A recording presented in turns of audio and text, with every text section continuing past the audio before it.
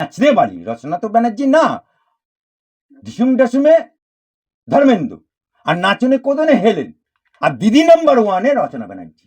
পশ্চিমবঙ্গ চোর চোরটা দাগাবাজ এবং কোন পার্টির সাথে কিভাবে ঘর করতে হয় সেটা সৌরভের কাছে শিখতে হবে। চুরি কেমন করে করতে হবে সৌরভের কাছে শিখতে হবে।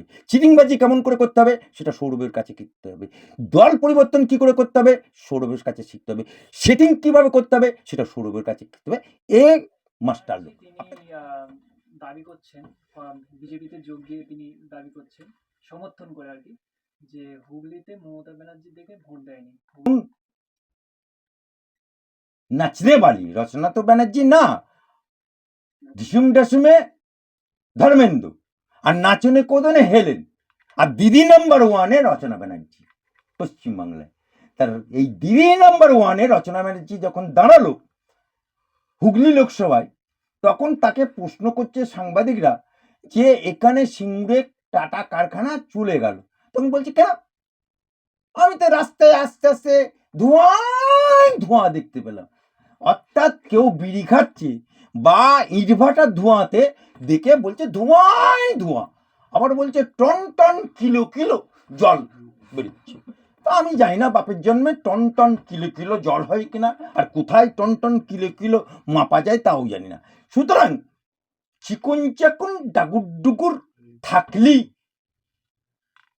দিদি নাম্বার ওয়ান হয়ে যায়, কিন্তু এমপি হওয়া যায় কিনা আমার জানা নেই। তাহলে আমাকে একবার রচনার সাথে নাচনে কোদনে হেলেনের সাথে একটু মোলাকাত করতে হয়, তারপরে আমি বলতে পারবো উনি কি করে জিতেছেন,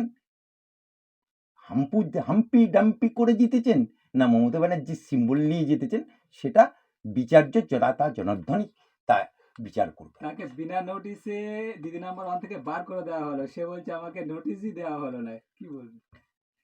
জৈসা কর্ম আইসা ফল, জৈসা হাড়ি আইসা ঢাক্কান।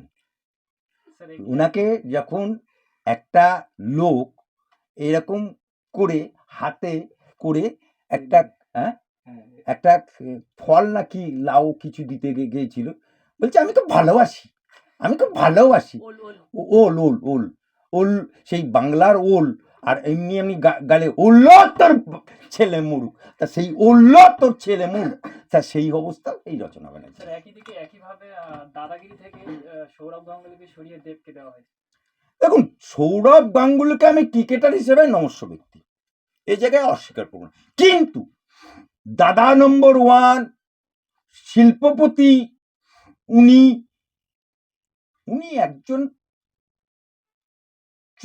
চোরটা দাগাবাজ চিটিংবাজ যদি কেউ থাকে বাংলার বুকে, ক্রিকেটার হিসেবে বলছি না, কিন্তু চোরটা দাগাবাজ এবং কোন পার্টির সাথে কিভাবে ঘর করতে হয় সেটা সৌরভের কাছে শিখতে হবে। চুরি কেমন করে করতে হবে সৌরভের কাছে শিখতে হবে। চিটিংবাজি কেমন করে করতে হবে সেটা সৌরভের কাছে শিখতে হবে। দল পরিবর্তন কি করে করতে হবে সৌরভের কাছে শিখতে হবে। সেটিং কিভাবে করতে হবে সেটা সৌরভের কাছে শিখতে হবে। এ মাস্টার লোক। আপনাকে একটা উদাহরণ দিচ্ছি, জমি হড়প করতে হবে কি করে সেটা সৌরভের কাছে শিক্ষা নিতে হবে, অনেক দাদাকে শিক্ষা নিতে হবে। এই সৌরভ গাঙ্গুলি যখন সিপিএম এর যুগ, লাল ঝান্ডা করে ফুকার, এই সৌরভ গাঙ্গুলি সুভাষ চক্রবর্তীর হাত দিয়ে সল্টলেকের বুকে যে সম্পত্তির মূল্য কোটি কোটি টাকা, ক্রিকেট একাডেমি করব বলে কয়েক একর জমি নিয়ে নিল, সিপিএম এর সাথে ঘর করা হয়ে গেল, সিপিএম চলে গেল, উনি ক্রিকেট একাডেমির আর কোনো জায়গায় নেই, আর সেই জায়গা এখন পর্যন্ত পড়ে আছে। ক্রিকেট একাডেমি কোথায় হলো জানি না, আর ওনার বিবিএ এখন ডোনা ডোনা ডোনা উঠছে ডানা হয়ে। সেই জায়গাতে আজকে সৌরভ গঙ্গোপাধ্যায়কে আবার কত বড় ধান্দাবাজ দেখুন, ভারতের স্বরাষ্ট্রমন্ত্রী অমিত শাহ তাকে বাড়িতে লাঞ্চ করিয়ে ডোনাকে দিয়ে ওর স্ত্রীকে দিয়ে সার্ভ করিয়ে ক্রিকেট একাডেমির মানে অল ইন্ডিয়া ক্রিকেটের সভাপতি হয়ে গেল। তাহলে বিজেপির সাথেও ঘর করা হলো।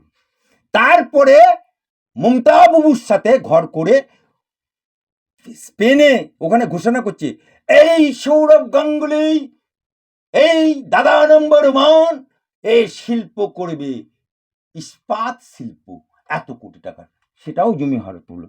তাহলে সুতরাং ও একটা মাস্টার পিস। ইজ্জত মানে ঘাড় কেন কাপ, আমি সৌরভ গাঙ্গুলি এক জাত। স্যার ও This channel does not promote any violent, harmful, or illegal activities. All content provided by this channel is meant for an educational purpose only.